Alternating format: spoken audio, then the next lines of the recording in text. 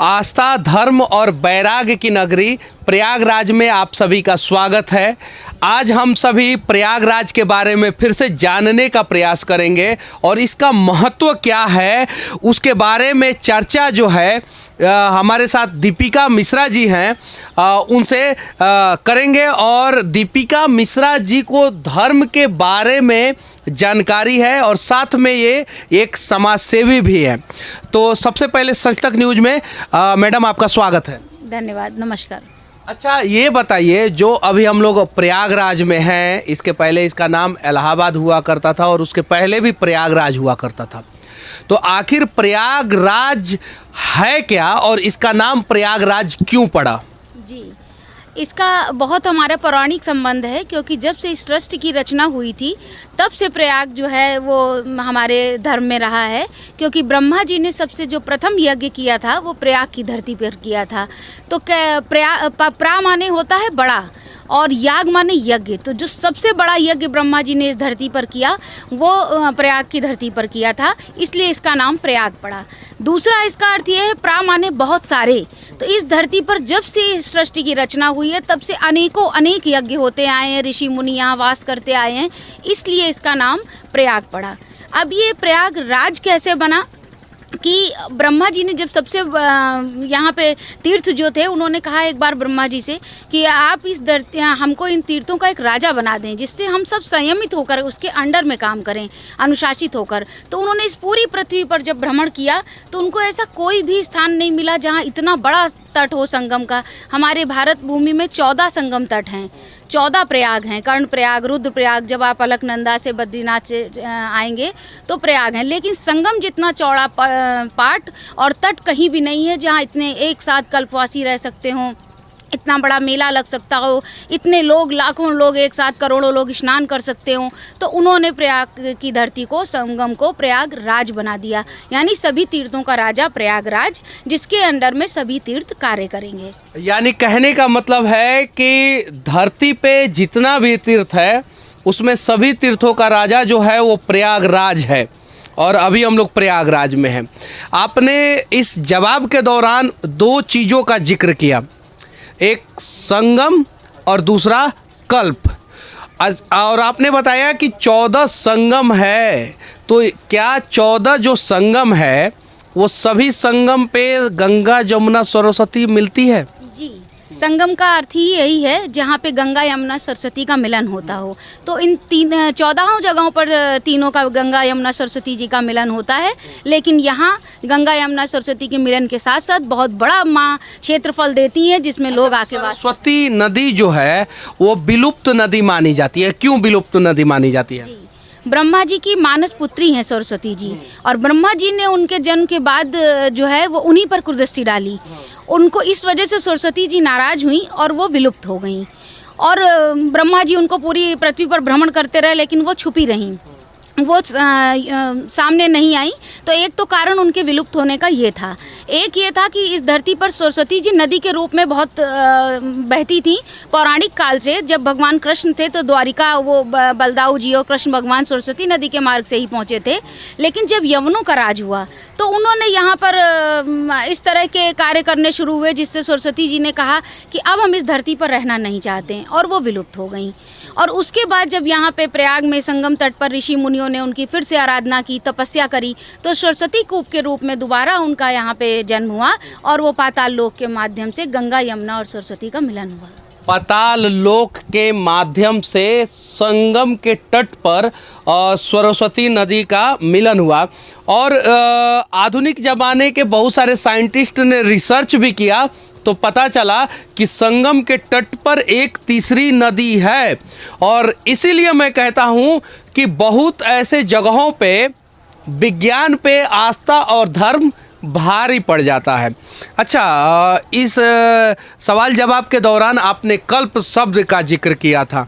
आखिर कल्प होता क्या है और कल्प जो है प्रयागराज के संगम घाट पे इतना महत्वपूर्ण क्यों है? कल्प एक युग को कहते हैं। वास माने वहाँ पे निवास करना, और कल्प का मतलब ये भी है कि एक समयावधि के लिए हम अपने अनुरक्ति और विरक्ति दोनों भावों के साथ एक स्थान पर वास करें, जहाँ पे हम कुछ नियमों का पालन करें और भगवान का नाम जप, स्मरण, भजन, कीर्तन और यज्ञ करें, उसको कल्पवास कहते हैं। तो संगम की धरती एक नई शक्ति, एक ऊर्जा का केंद्र है। यहाँ इतने यज्ञ और हवन हुए हैं। भरद्वाज ऋषि का आश्रम यही है, वो वास करते थे और सैकड़ों ऋषि मुनि यहाँ पर आकर वास करते थे और यज्ञ और हवन करते थे। तो जब से इस सृष्टि की रचना हुई, जब से इस धरती का प्रादुर्भाव हुआ, तब से यहाँ पे आके लोग कल्पवास करते हैं और भगवान नारायण की पूजा, भक्ति, स्मरण से, उनके आराधन से अपने पापों की मुक्ति चाहते हैं, अपने मनोरथ पूर्ण करते हैं, एक नई ऊर्जा, एक नई शक्ति के साथ वापस अपनी गृहस्थी में जाते हैं। तो वो कल्पवासी यहाँ आते हैं। पूरे माघ मास 30 दिन वो यहाँ कल्पवास करते हैं।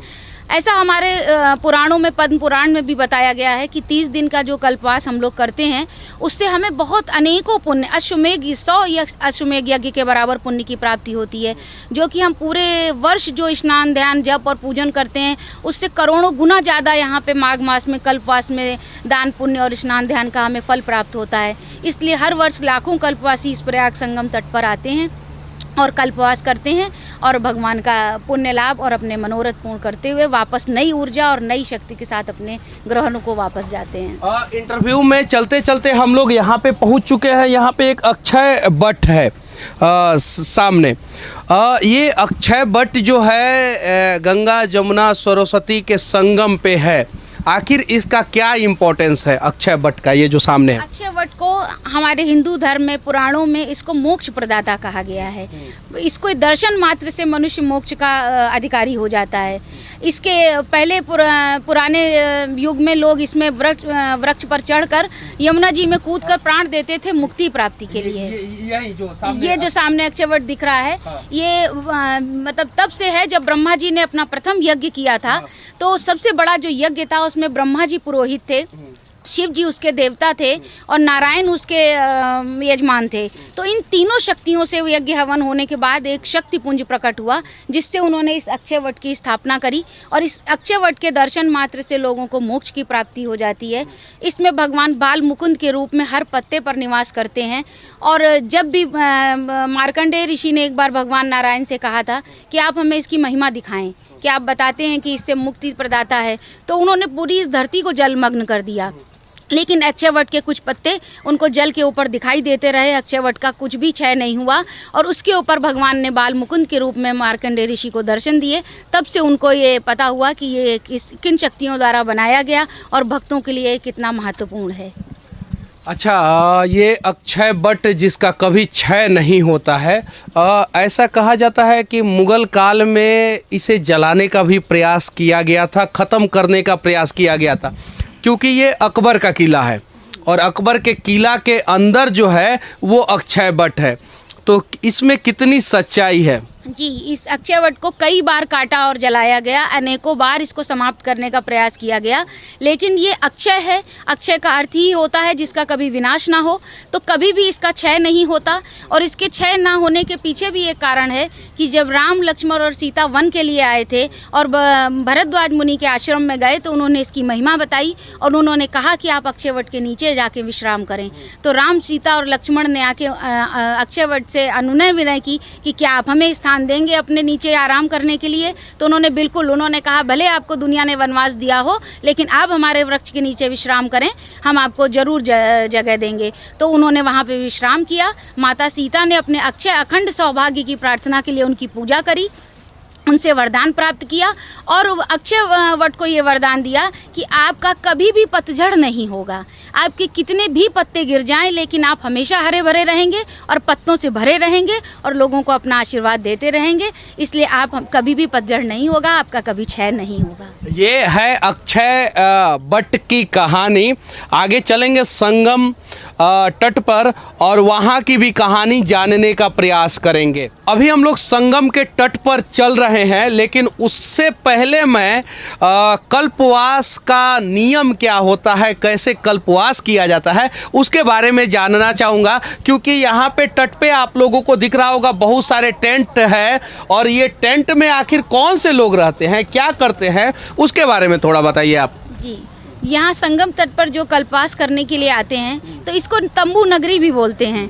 माघ मास में पूरे 1 माह के लिए ये तंबू का नगर बस जाता है। तो लोग कुटिया बनाकर पूरे 30 दिन यहाँ वास करते हैं। भूमि शयन करना होता है, भूमि शयन करते हैं। पूरे दिन फलाहार रहकर शाम को एक समय सिर्फ भोजन करना होता है। ब्रह्मचर्य का पालन करना होता है। 3 समय गंगा स्नान करना होता है। पूरे दिन भगवान नारायण का जप, स्मरण, तप और ध्यान करना होता है। माधव से संबंधित ही सारे स्मरण, विष्णु सहस्त्र नाम का पाठ और माघ मास का महात्म, ये सारी चीज़ें सुननी होती हैं। तो वो पूरे 30 दिन तक यहाँ कल्पवासी रहकर इन सारे नियमों का पालन करते हैं। इस संगम क्षेत्र से वो बाहर नहीं जा सकते, वो 30 दिन बाद ही बाहर जाते हैं।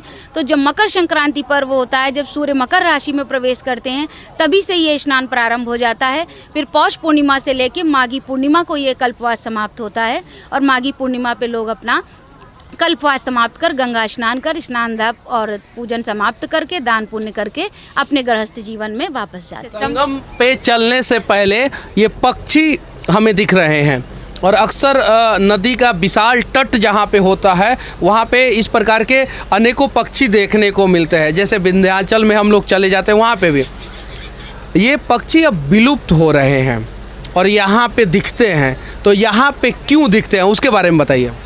ये वैसे तो साइबेरियन बर्ड्स हैं और ये इस मौसम में माघ के महीने में शायद आस्था के रूप में भी आ जाती हैं और उनको मौसम भी यहाँ का बहुत सूट करता है कि वो गंगा यमुना और या कल्पवासी तो बनने नहीं आ जाती ना 1 महीना के लिए। हो सकता है उनके पूर्व जन्म के कुछ ऐसे संस्कार और प्रारब्ध हों कि ईश्वर उनको ये माघ के हर महीने, हम 2 साल से आ रहे हैं, देख रहे हैं कि ये सारे पक्षी पूरे माघ मास यहीं वास करते हैं और अभी जैसे ही ग्रीष्म ऋतु चालू होगी वो यहाँ से पलायित हो जाएंगे। विज्ञान को मानने वाले वैज्ञानिक इस पे रिसर्च करें। ठंड का मौसम 4 महीने का होता है, लेकिन साइबेरियन पक्षी जो है वो माघ के समय में ही भारी मात्रा में यहाँ पे आते हैं। उसके पहले भी ठंड होता है ना, उसका पहले वाला महीना भी ठंड, दिसंबर मंथ भी होता है, लेकिन ये माघ के समय में ही आते हैं, यानी पूर्व जन्म का कुछ होगा। चलिए ठीक है, संगम पे अब हम लोग पहुँचने वाले हैं।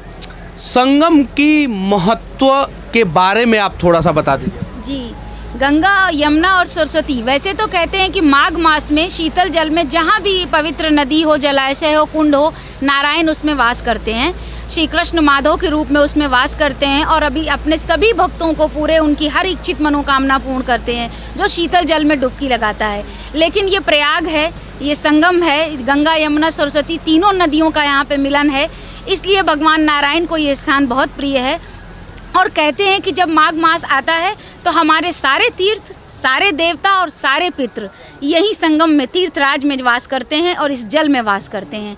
तो इसलिए इसकी महिमा अनंत है कि जब हम यहाँ पे शीतल जल में डुबकी लगाते हैं तो हमें हमारे सारे तीर्थ, सारे पितर और सारे देवताओं का आशीर्वाद प्राप्त होता है और हम सारे संकटों से मुक्त हो जाते हैं। सारे संकटों से मुक्त हो जाते हैं अगर हम इस संगम में स्नान करते हैं माघ के महीने में। ये जमुना नदी है और सामने आपको गंगा नदी दिख रहा होगा और यही है संगम। अभी हम लोग संगम पे हैं। अच्छा ये बताइए, धर्म विज्ञान का सवाल हो गया, अब थोड़ा सा पॉलिटिकली सवाल मैं करने जा रहा हूँ। पिछली सरकारें और वर्तमान सरकार में अच्छा काम प्रयाग के लिए कौन लोगों ने किया है? प्रयाग के लिए अच्छा काम तो इसी सरकार ने किया है, क्योंकि इतना बड़ा मेला, इतने बड़े मेले का अच्छे तरीके से आयोजन कि सभी भक्त बहुत ही आस्था, श्रद्धा और बहुत ही आराम से सुविधापूर्वक स्नान करके जाते हैं। किसी प्रकार की कोई दिक्कत नहीं आती है। सभी तरह की पुलिस, सिक्योरिटी, प्रशासन और सभी तरह के कार्यों को पूरा 3 महीने पहले से आरंभ कर दिया जाता है और देखभाल करी जाती है और सभी जहाँ तक भक्त लोग जो हैं वो खुश और प्रसन्न होकर ही यहाँ से जाते हैं। किसी प्रकार की कोई दिक्कत नहीं आती। पिछले 2 सालों में कोरोना का 3 वेव आ चुका है, first wave, second wave, third wave, और प्रयागराज के संगम पे दुनिया का सबसे बड़ा मेला लगता है।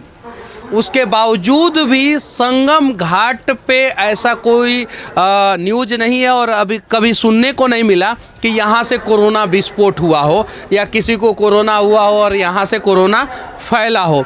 इसके पीछे क्या रीज़न है? जी, इसको यहाँ पे कुंभ की नगरी भी बोलते हैं, कि जब देवताओं और असुरों ने समुद्र मंथन किया और उसमें से जो अमृत मिला था वो 4 स्थानों पर गिरा था। तो एक था प्रयाग, हरिद्वार और उज्जैन और नासिक। तो इस जल में अमृत का प्रवाह होता है और माघ मास में स्वयं नारायण इसमें वास करते हैं। तो कहते हैं इससे हमारे एक तरह का वैक्सीनेशन हो जाता है, एक तरह का अमृत हमारे शरीर में दौड़ जाता है, जिससे मैं रोकना चाहूँगा। एक तरीके का वैक्सीनेशन हो जाता है, एक तरीके का अमृत जो है शरीर में दौड़ जाता है। तो वो वाला वैक्सीन ले ना लें, लेकिन ये वाला वैक्सीन लेना ज़रूरी है। उसके लिए ये वाला वैक्सीन आप कब लेंगे? जब अगर भारत की सभी नदियाँ शुद्ध रहेंगी और अगर नदियों का प्रयोग जो है आप स्नान ध्यान के लिए करेंगे, जैसे पुराने समय में हमारे ऋषि महर्षि किया करते थे, तो उन्हें कोई भी बीमारी नहीं हुआ करता था। और जब भी आप इतिहास उठा के देख लेना, जब भी किसी भी प्रकार का महामारी भारत में आया है तो बड़े बड़े डॉक्टर और साइंटिस्ट ने भी कहा है कि आप लोग नदियों में स्नान करना शुरू कर दें। तो यानी कहने का मतलब है कि गंगा नदी में, यमुना नदी में और जितनी भी नदियाँ हैं उसमें अमृत का प्रवाह होता है और शायद इसके वजह से कोरोना जो है वो विस्फोटक रूप नहीं दिखाया यहाँ पे। यहाँ से बहुत से ऐसे ऋषि मुनि हैं जिनसे आप कहिए कि आप इतनी सर्दी है और आप बार बार स्नान कर रहे हैं, आपको कुछ होगा, तो वो कहते हैं जब हमें कोई दिक्कत आती तो हम एक बार और डुबकी लगा लेते हैं। 3 की जगह 4 बार लगाते हैं, 5 बार लगाते हैं और वो हल्के वस्त्र पहनकर, एक शॉल ओढ़कर और धोती पहनकर घूमते रहते हैं और कहीं कोई उनको रोक धोक या बीमारी नहीं है, किसी प्रकार का कोई कोविड नहीं है। तो वो अपने आप से वैक्सीनेटेड हैं। उन्हें माँ गंगा पे, माँ यमुना, माँ सरस्वती पे इतनी आस्था है कि वो आस्था भारी पड़ती है उनको कोविड पर। वैसे प्रशासन और पुलिस ने पूरे इंतजाम इस मेले में किए हुए हैं। साउंड सिस्टम के माध्यम से भी वैक्सीन, यहाँ जितने भी पुलिस और प्रशासन के लोग हैं सबका पहले टेस्ट कराया गया है। कोविड टेस्ट के बाद ही यहाँ ड्यूटी लगाई गई है। जितने नाविक हैं, मल्लाह हैं, उनका भी कोविड टेस्ट किया गया है और सभी को लगातार अवेयर किया जाता है कि आप मास्क पहन कर आएँ, सैनिटाइज़र का प्रयोग करें और भीड़ ना बढ़ने दें, इसका पूरा ध्यान रखा जाता है। सैनिटाइजर का प्रयोग करने की क्या जरूरत है? नदी में ऑलरेडी, नदी का जो गंगा नदी का पानी है वो सैनिटाइजर से भी ज़्यादा शुद्ध और सही है। जी, 2 साल से हम खुद भी यहाँ स्नान कर रहे हैं, लेकिन कभी इस तरह की कोई दिक्कत हमें भी नहीं आई और भक्तों को भी नहीं लगता कि करोड़ों भक्त स्नान करके जाते हैं कभी। अच्छा, आपका ग्रेजुएशन कौन से सब्जेक्ट से हुआ है? जी, होम साइंस से। होम साइंस से। तो होम साइंस के साथ साथ धर्म के बारे में इतनी जानकारी आपको कैसे है? जी, हमारे दोनों परिवार, जिस शादी से पहले जो मेरे माता पिता का परिवार था और शादी के बाद जो ससुराल में मेरे सास ससुर और पीढ़ियाँ थी, वो सभी इतने ज़्यादा धार्मिक हैं कि उनका ज़्यादा से ज़्यादा समय धर्म, कर्म और वेद पुराणों को पढ़ने में व्यतीत होता है। तो उन्हीं को सुनते सुनते कुछ चीज़ें सुन के याद हो गई और कुछ पढ़ने का शौक़ मुझे भी हो गया। तो पढ़ते और आस्था और भगवान की पूजा भक्ति करते करते थोड़ा ज्ञान आ गया। चलिए ठीक है, अभी हम लोग प्रयागराज जो आस्था, धर्म और वैराग्य की नगरी है यहाँ पे थे और हमारे साथ दीपिका जी थी, जिनसे हम लोग जो है धर्म के बारे में, प्रयागराज के बारे में, संगम के बारे में, कल्प के बारे में और आखिर जो है इस जगह का इतना महत्व क्यों है, उन सब चीज़ों पे चर्चा कर रहे थे। हमारा ये चर्चा आप लोगों को कैसा लगा कमेंट करके ज़रूर बताना और प्रयागराज के बारे में, कुंभ के बारे में और कल्प अवधि के बारे में आप लोग क्या सोचते हैं इसके बारे में भी ज़रूर बताना।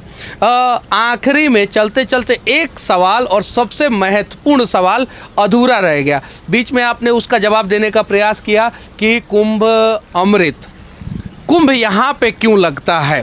क्योंकि 4 स्थानों पे ही अमृत गिरा था। हाँ। तो 12 वर्ष पे एक स्थान पे कुंभ आता है, तो हर 12 वर्ष में अलग अलग 4 जगहों पे कुंभ पड़ता है। 12 वर्ष पे कुंभ, 6 वर्ष पे अर्ध कुंभ और हर साल माघ मेला, और वो भी माघ मेला ऐसा कि दुनिया का सबसे बड़ा मेला। ये कहानी है प्रयागराज की और हर साल 1 महीना के लिए ये संगम तट पे जो है प्रयागराज के अंदर एक नया जिला बनाया जाता है, जिसके लिए हर चीज़ की व्यवस्था की जाती है। मेला के एसपी होते हैं, मेला के डीएम होते हैं, मेला का पुलिस होता है, मेला का पूरा सिस्टम होता है और सिर्फ 1 महीना के लिए, कहीं नहीं तो कहीं इस प्रकार का व्यवस्था करने में सरकारें असक्षम हो जाती अगर प्रयागराज की ये अद्भुत कहानी नहीं होती। तो बाकी हमारा ये प्रयास कैसा लगा कमेंट करके ज़रूर बताना। जय हिंद।